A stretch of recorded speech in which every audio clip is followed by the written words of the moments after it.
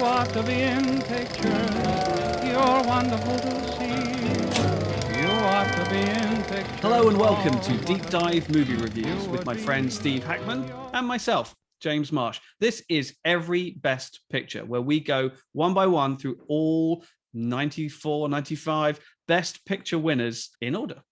This week, we are doing Frank Capra's 1934 film, It Happened One Night. Hey, but before we talk, It Happened One Night, if you haven't already subscribed to Deep Dive Movie Reviews, you would do a great service to us if you went ahead and hit that subscribe button. We would love to have you along on this series where we look at every best picture. And also a reminder, Deep Dive Movie Reviews does contain spoilers. So you have been warned. James, let's talk. It Happened One Night. Yes, indeed. So It Happened One Night is a film that I heard about, read about a lot before I got around to watching it. And I have to give it full credit. A lot of that is because it won Best Picture at the Academy Awards. That's why it was on my radar. Not only did it win Best Picture, but it's one of only 3 films to ever win the top 5. Best Picture, Best Director, Actor, Actress, and Screenplay. And so it was always on that very short list with Silence of the Lambs and One Flew Over the Cuckoo's Nest, 2 films that I have seen many, many times. And I think it was probably around the time that Silence of the Lambs won in 1992 that It Happened One Night first popped up on my radar, because it was, one of the other films that had done this. It was still a number of years until I finally got around to watching it. It was only about 2015, something like that, when I actually got to see it. And it is, I've got to be honest, it's pretty great. It is. I think we could tip our hands and just come right out and say we really like this. After our last episode, where I think we were both pretty lukewarm about Cavalcade, it was a pleasant change to really enjoy this film. Yeah, I mean, this is kind of one of the first, I'm probably going to get told this, I'm wrong now, but one of the first sort of screwball comedies, romantic comedies, still in the pre-code era, only just. This, came out in 1934, which is pretty much the end of the pre-code era. But you can see where it gets its pre-code status. It's pretty racy. Yeah, I was thinking, wow, this is still pre-code. There's a few parts in this where I'm thinking, whoo, they could do that in 1934. And not least, sort of the entire premise of the film. Just to set it up, if you're unfamiliar with it, Claudette Colbert plays Ellie Andrews, who is the heiress, who has. Essentially, she's kind of eloped and married a fortune hunter and wannabe sort of pilot guy called King Westley. And when her father puts her foot down and says, no, this is not happening, she runs away on her own, where she crosses paths with Clark Gable's desperate news hound journalist called Peter Warne. And on a road trip from Miami to New York, where she is running off to meet her beau, they end up kind of shacking up together and inevitably falling for one another. So, the very notion of this young, spirited, hot-headed, free-spirited young woman who defies her father and runs off, only to then, share a room with a man she's barely met and come onto him pretty strong, and, share a room. There are some very overt references to sex as well. It's actually, it ends with a sort of a triumphant bugle. What would you call it? Trumpet, fanfare, right? A fanfare, which we know by that moment means they are literally doing it right now. Yeah, and the metaphor they use is the biblical Joshua, tearing down the walls of Jericho, basically blowing the trumpet, the walls fall, and that's the metaphor for sex. Yes, for her virtue, her chastity. For virtue, yes. Yeah, exactly. And, and then there are other sort of more visual motifs, like not least when she shows him up how to better hitchhike than sticking out your thumb by sticking out her entire leg. And then Clark Gable basically strips in front of her, like down. I thought in 1934, I thought this is getting a little sizzly. I could imagine audiences in those days going, I love movies. I know where this is going, I don't think this is the kind of thing we would have seen post-code. Oh, no, absolutely not. I mean, for many years after this, even married couples have to be seen sleeping in different beds. You would have no beyond a kind of stirring embrace. You would have Mhm. there would be no depictions of sex or what have you. I remember. James, I was just going to say, for listeners who may be jumping in right now, we're using terms of pre-code, post-code. Maybe just brief, what code are we talking about? Okay, this is called the Hays Code, which is essentially a censorship code that was brought in around this time, in the sort of mid 30s, because Hollywood had this image of being sort of a debauched industry, and was promoting all of these sort of unvirtuous and unchristian acts and virtues and lifestyles and what have you. And so it all just got clamped down, and it existed for many decades until about the 60s is when the Hays Code was I think officially dismissed, something like 1964, something like that. So it was in around for about 30 years, and essentially, mainly depictions of sex, nudity, violence, drug use, all the typical stuff that gets cut out and gets censored, to a surprisingly stringent degree, it must be said. But there is that period, particularly I don't think you really talk about pre-code films being silent films so much. No. It tends to be just since the dawn of the talkies, so like 27, late 20s, till about 1934. Is what's considered kind of pre-code, where it was almost like the Wild West of filmmaking. It makes me wonder if this film was a catalyst for the code coming into effect, because there's certain elements in here. If I was a little bit of a prudish person watching this film, I'd be thinking, this is leading us to Babylon here. There's some elements. That's what I was trying to think of earlier. I was trying to, what's that place in the Bible that's supposed to be completely hedonistic? If you need biblical references, I'm your man here. I'm the vicar. For sure. I think it was a slippery slope. I think there are racier pre-code films than this one. But I'm sure there are.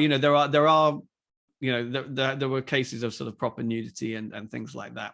But I think it's the depictions of particularly this young, forthright, independent young woman who just goes out and gets what she wants, defies her father, and doesn't really pay the price for it. Kind of wins, and wins her father over. Her father ends up being pretty happy about her decision, actually. And I think it's elements like that give it its kind of sort of pre-code status, and or elements that would have upset the censors.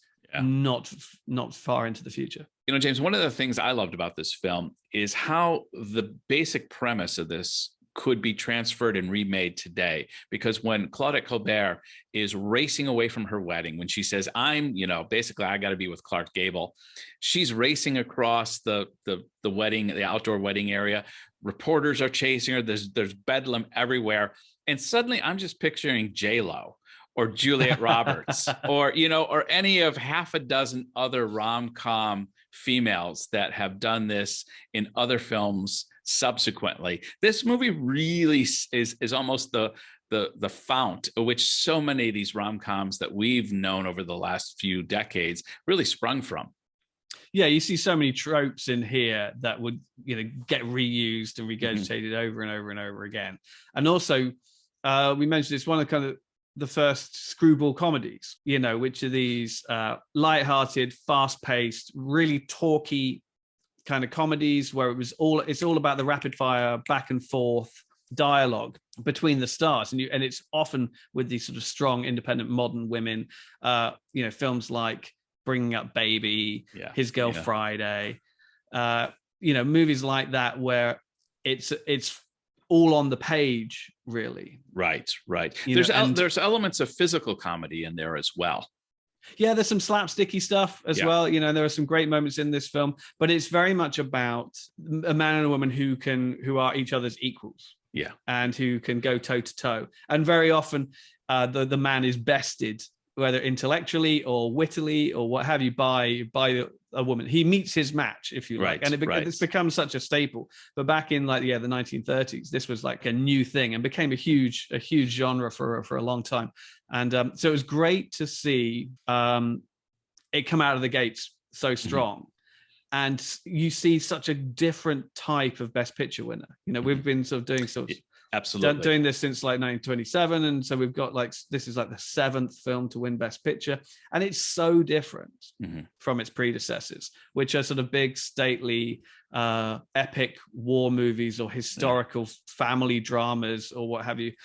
Nothing. This feels so modern, so fresh. Right. You know, this is a whole different kind of film for a different generation. Or there seems like such a jump just in tone and style of filmmaking and storytelling from only just go back 1 year to Cavalcade, which felt, as we were talking about in our episode there, very sort of old and stately and a bit stale and stuffy. Whereas there's such a spark, there's so much sort of zing to this film. Yeah, absolutely. I mean, from other than Broadway Melody, I think you got Wings, All Quiet on the Western Front, you know, even Grand Hotel, Lionel Barrymore or John Barrymore dies in that, you know. And so there's a lot of depth in the movies that we have reviewed subsequently. This is really the first film that is lighthearted. It's fun. It's meant you're meant to walk out of the theater with a spring in your step and a glint in your eye. You know, the world's a great place, and love conquers all. And yeah, you could see why people have really galvanized behind this film, and why even to this day, a lot of people don't know Cavalcade off the top of their head or Broadway Melodies, but a lot of people will know It Happened One Night. Sure. And I think it's because of its Oscar win, but it's also because of the stars. I mean, you've got Frank Capra, you know, behind the scenes, you know, who became such a huge name in the golden age of cinema. And this was one of the reasons why. And then in front of the screen, you got Clark Gable, absolutely in his prime, and Claudette Colbert, you know, in a kind of, I think, career-defining role, really. You know, she's so good in this. And I think one of the great ironies of this film is that, you know, today you can imagine anybody else playing these parts, but they were so far down the list of who Frank Capra and the studio wanted to be in this movie. It's kind of ridiculous. And it's interesting. Yeah, there's names like Robert Montgomery was supposed to have the Clark Gable role. Myrna Loy was supposed to have the Claudette Colbert role. And there was a little bit of a rotation. There's even an anecdote that said that Clark Gable was loaned out to Columbia as a punishment for some malfeasance he had done. And so there's all these little urban legends around this film and how it was cast. Yeah, by all accounts, he did not want to do it. And by all accounts, Frank Capra did not want Claudette Colbert. You know, there were a number of other actresses, you know, Miriam Hopkins, Margaret Sullivan, even Betty Davis, that were at one point sort of approached, offered it, or courted for it, or whatever. Claudette Colbert had worked with Frank Capra in the past and had had such a terrible time of it that Capra kind of sworn off from working with her ever again, but reluctantly brought her back on, apparently even on set.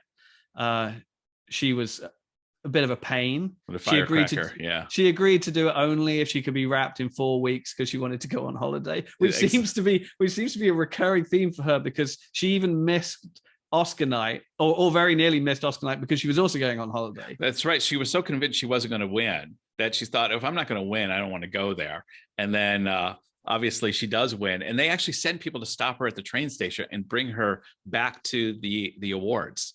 Which is kind of crazy, which does suggest that they knew ahead of time who was going to win. Because I can't imagine, like, in the moment they actually went and she was about to get on. That would have been a movie unto itself. No, I'm sure there was some backstage, like, go get her over here because she's going to win type thing. So, but it's funny because, as is so often the case in, you know, movies that are now deemed to be sort of indisputable classics, it very nearly didn't get made. The actors who now personify those characters were like last ditch choices for the roles, and also both actors came off the project kind of afterwards, saying that was a terrible experience. Oh, Colbert's quoted as saying that she told a friend when it was wrapped that it was the worst film in the world I just did. Like, that was trash. And it's amazing how, it makes you wonder, with everything you just said, how much of her personal issues with Frank Capra reflected in that, to the point where, not realizing it was actually going to be a film which undoubtedly has stood the test of time. And I wonder how much she's channeling her dissatisfaction with Frank Capra into the daddy issues that the character has as well. You know, it really feels like, you know, she might not have been playing a part too far removed from herself at that time and her current state of mind. And similarly, Clark Gable just seems pissed off the whole time. And he does. Was quite possibly the case. He didn't want to be there. He probably didn't enjoy working with her very much. Apparently she was a pain. And, you know, and you get the best results sometimes from this kind of confluence. It doesn't have to always be a joyous experience making. No, they say when people have a real relationship in real life, there's no chemistry on screen. It's when there's some antagonism, you know, that they always say of Bruce Willis and Sybil Shepherd on Moonlighting, that they fought like cats and dogs. Famously, it's one of the best examples of real chemistry on stage. On-screen chemistry, yeah. Not on stage, on screen. And similarly, when you get directors who don't get the budget that they want and don't get the studio cooperation that they want, that's when they have to like make difficult creative decisions and make the best films. You know, there's nothing worse than giving a director everything that he wants and enough money to play with. You know, because you just end up with a bloated, indulgent mess most of the time. I was going to say one of the things, just an interesting anecdote to add, was I watched this with my 24-year-old daughter and her boyfriend. I was a little hesitant to suggest. I was like, I've got to watch this film because I'm going to be doing it for deep dive movie reviews. And I didn't think some 20-something, they hadn't even heard of Clark Gable before. Wow. And they said, no, let's watch it for a few minutes and see. They loved it. They like I said, they'd never heard of these folk before. And like, I'm thinking, how can anybody not have heard of Clark Gable? It just shows you the age I'm getting to and not, you know, maybe always appreciating the younger generation. But I was pleased to see that it wasn't just endured on my behalf, but enjoyed. And so this film has so they did stick for the whole movie. They watched the whole thing and enjoyed it. Fantastic. Yeah. So, and now they want to watch more old films. Wow, what a breakthrough! I think that's fantastic. Yeah. I hope you told them to get on YouTube and watch our channel, and we can hold their hand and be their guide. I need to make sure they're subscribing. At the very least, I got to have family members here. So exactly, we've got to get those numbers up any way we can. That's right. That's right. But I think that it really is the stamp of a true classic. Mm-hmm. You know, it doesn't take much to wrap your head around period differences and, you know, or even cultural and language differences and what have you. A good movie is a good movie. A good story well told is a good story well told. And I think particularly this kind of subject matter. I mean, many years ago, I used to do a bit of teaching, and I remember teaching teenage kids Romeo and Juliet, and they're like, what the hell is, you know, why are you going to teach us Shakespeare? What the hell are you going to do? And I was like, trust me, this is a story about young love, defying your parents. It's about gang warfare. You're going to love it. And if you recontextualize it like that, you know, show them what it's really about, and it's not just a stuffy old black and white movie, exactly, starring people who are long dead and I've never heard of. It's like, no, this is a cool film about a hot-headed young woman who defies her father. You know, I hope your daughter wasn't taking too many notes. Okay, no. But yeah, no, there's so much in there that is still relevant and will resonate today. And like we were saying earlier, it really is sort of the template of so many rom-coms. Yeah, you know, there's so much in this story that you do see again and again and again and again that they will recognize, even if they don't consciously recognize. They'll be like, oh yeah, I know this story. Oh, this is Overboard with Kurt Russell and Goldie Hawn. You know, this is these tropes are all throughout. Although I will say, even though you mentioned about the strong independent Claudette Colbert in this, there's also elements where we're seeing the differences in genders in 1934. Oh yeah, there was a few times where I'm like, oh man, you can't do that anymore. When they're wading through the stream and he's like, hold the bag for a second so I can smack you on the bum for being a brat.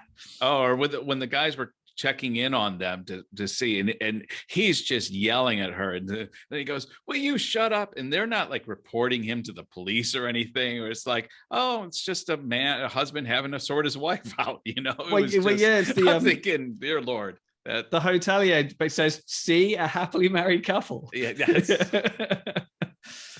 But yeah, I mean, so yes, there are certain little moments like that, but I think that they're all, even in the day, I think they're all done in good faith. Yeah, you know, yeah, no, they're done for laughs, not Yeah. for this is how I should be behaving. No, absolutely. But it did make me think, if they remade this today, the different takes they would have to do. And I'm surprised, although this movie has been remade many, many times, that they actually haven't made a real remake of this film, because it really is a good, solid rom-com story. And I could easily see a Matthew McConaughey and a Jennifer Lopez, or whoever's doing that, doing those films. Yeah, these she's days. in her 50s now. I'm not sure she could get away with defying her father. It's like, you do what you want, dear. She's still looking pretty good, though. She's still looking pretty This is good. true. Yeah, I watched Marry Me the other day, and not a good movie, but she's still very good. But yeah, I mean, one interesting thing that I read about is that it's believed, again, it's a bit kind of urban legend, that this film inspired many of the character traits of Bugs Bunny. Huh? Yeah. Really? Bear with me just for a moment. So I'm looking forward to how these dots are going to get connected. Okay, so you've got the guy on the bus, Oscar Shapley, right? Oh, who, yeah. you know, the kind of shyster who's trying to talk up the girl the whole time, and then turns out that he's married with kids and he's a bit of a cat. And he refers to Clark Gable's character as Doc, or like everybody he talks to, he refers to him as Doc. Now there's the scene late on where Clark Gable is giving him the shakedown, right? When he drags him off into the bushes, and he talks about his gangster buddy Bugs Dooley or something like that. And then there's the way that Clark Gable eats the carrots, jumps on the carrots, and talks with the carrots in his mouth. So there's nothing that's overtly suggesting, okay, you should have this wisecracking carrot eating bunny character. But by all accounts, Bugs Bunny debuted a couple of years later, pretty soon after this. And it was widely agreed upon at the time that those specific traits, calling people, the character Bugs, who calls people Doc, who chomps on his carrot the whole time, were inspired by It Happened One Night. That I did not know, but I could see. So the story goes. Yeah. It was an interesting use of carrots in this film. Yeah. Yeah. Were there other uses of carrots? No, but he's just trying to explain to her why it's important. They're starving. They're really struggling for food. And, he's telling her how great carrots are, and he's kind of scraping off the skin parts, and he's chomping on them as he's trying to. Oh yeah, I mean the whole movie is a real sort of fish out of water reality check for this spoilt rich kid. Like, we're in the middle of a massive depression here. This is how the other half lives, and if we have to sleep, I love all the elements where, like, sleeping rough, sleeping out under the stars. Just where he makes the bed of hay, and he does it so like second nature, like he's done it 100 times before, and he really knows how to live in this kind of sort of motel, door to door to door, which I gotta be honest, I haven't done a great deal of that kind of thing. I've done like backpacking back in the day and all the rest of it, but the familiarity with which he lives that lifestyle, right, was because a really sort of nice touch for me, and yes, it's a very romanticized version of the the lifestyle, but I thought it was done really well. No, yeah, it's for me, it's a nice peek into America nearly 100 years ago. The cross-country bus trip where they pull over at a restaurant. You got 30 minutes to get something to eat. They pull over to the toilet. You've got a 10-minute potty break, and everybody gets out. They do their business. They come back on the bus. The bus takes off again. It's kind of it's a lifestyle and a way of living that has largely disappeared. But it's in films like this, we get a little bit of a view into it. I also wanted to bring up I love that they had Alan Hale as the driver who steals their suitcase, gives them a ride in the car. Alan Hale. Yeah. For those of you who don't know, Alan Hale is the father of Alan Hale Jr., the skipper on Gilligan's Island. If you're my age and you grew up in America, we all grew up with the skipper and Gilligan, played by Alan Hale. And it's interesting because Alan Hale, the father in this film, is a spitting image. His son is a spitting image of him. They almost look like they're the same person, but in two different generations. And because my first thought was, oh, that's the skipper. And I thought, oh, no, that's his dad. That's Alan Hale, the original, not the son. But for guys like me, it was a nice little moment to see this familiar face pop up suddenly in the film. Yeah, unfortunately, I don't think I've ever seen Gilligan's Island. It's an American thing. It's an American. American. No, I'm very aware of it. Very I American. I don't think I've ever actually seen it. You're not missing anything. You know, oh, really? it's one thing if you grew up in the 60s and 70s, and you know, it's kind of a rite of passage from my childhood, but it's nothing you need to go and get the DVD box set of. Oh, well, that's good to know. Yeah, because I won't. Yes. James, tell us about the 7th Academy Awards and how It's a Wonderful Life stacked up that evening. You mean it happened one night? What did I say? It's a Wonderful Life. Oh my gosh. Well, hey, one Frank Capra movie to another Frank Capra movie, you know. Yeah. Is that really your fault, or is it his fault for not naming them differently enough? I should have. At least I didn't say Mr. Smith Goes to Washington. Let's keep it in. Yeah. I mean, what's amazing is how many films were nominated that year. 12 films were nominated for Best Picture. And I'm counting no fewer than 3 of them starred Claudette Colbert. She was also Cleopatra. That's an incredible adaptation of Cleopatra. I've seen that one. That's a really good one. And then she was also in Imitation of Life as well. There's other movies. The Thin Man was up that year. So it was a really strong year. But then, and then if you look in the acting categories, there were only 3 people up for Best Actor. There were 4 actresses up for Best Actress. So I don't think they'd quite worked out all of the categories and how they were going to. Although if you look even today, and that they still meddle around with how many can be nominated in Best Picture, particularly. So I think it's obviously a strong year. I think that tells as much about just the industry itself as it does anything else. I think, more films are being made, more good films are being made. Mm-hmm. But I think out of these, even though a few of these do endure, I think It Happened One Night is on another level. Mm-hmm. I think it really is. I think as we've talked about it, I think it defined an entire subgenre of comedy that has continued to run 90 years later. No, I totally agree, James. And I'm probably more of a Clark Gable fan than I am a Claudette Colbert fan. And we get to really see Clark Gable, as you said earlier, in his prime. He is firing on all engines, all pistons in this film. And it's good to see him so young. I mean, in about 6 years, he'll obviously star in Gone with the Wind, which we will cover in the fullness of time. And he was still a young man then, but he was playing a much older character, a more debonair character. It was wonderful to see it juxtaposed a few years earlier with him playing the young, I'm getting married, rom-com age Clark Gable. And he really pulled it off. He's so charismatic. I just love watching him. I'm probably a little, like I said, I'm a little less enthused with the Claudette Colbert. She doesn't quite do it. I mean, she's fine in this. I could see where Frank Capra would say she wasn't my first choice, but be that as it may, this film has done well. They did have chemistry together, and it's not even for me to say it stood the test of time. I think it's universally recognized. This is one of the greatest movies of all time. And rightfully so. I agree with you there. I agree with what you said about Clark Gable. I want to come up and defend Claudette Colbert a little bit. I thought she was pretty great in this. And I think that it's a role that I think has been imitated and emulated many, many times in the years to come. I'm not that familiar with the rest of her filmography. I think it has to be said. Like I said, I have seen her version of Cleopatra that came out the same year. And now that's a pre-code movie. Mm-hmm. That's pretty racy, that one. Far more so than this.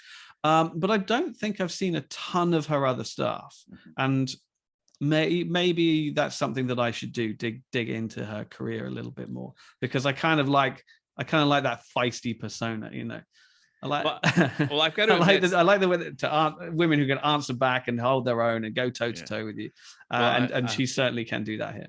I married one, so I imagine you did. I was going to say so. Absolutely, yes.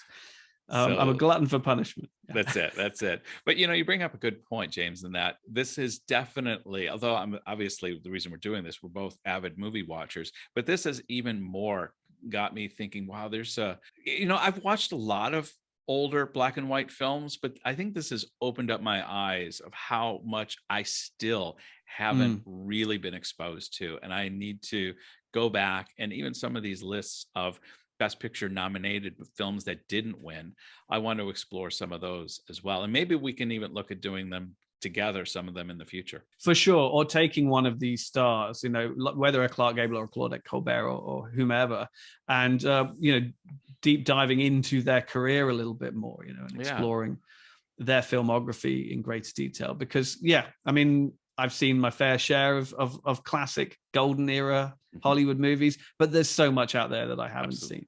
Yeah, absolutely. And so it's good to finally be kind of dipping a toe into it, going a little deeper and continuing to do so. Hey, that's going to wrap it up for this episode. If you want to find James or I on social media, in the description below, you'll see our links to our Instagram and Twitter accounts. And as I mentioned at the beginning of this episode, if you haven't already subscribed to Deep Dive Movie Reviews, you'd be doing us a great favor if you did. James? Yeah, let us know what you think of It Happened One Night. If you didn't like it in particular, why not? Why are we wrong? Why are you going against the grain so much? If you've got any great recommendations of other Claudette Colbert movies or Clark Gable movies, by all means, let us know about those other pre-code films. What can we be looking for? We want to use this as a gateway into our own exploration. So feel free to leave some recommendations down below or other comments. Just let us know what your thoughts are and what you would like us to cover in the future. Until next episode, take care, James. You ought to be in pictures. You're wonderful to see. You ought to be in pictures. Oh, what a hit you would be.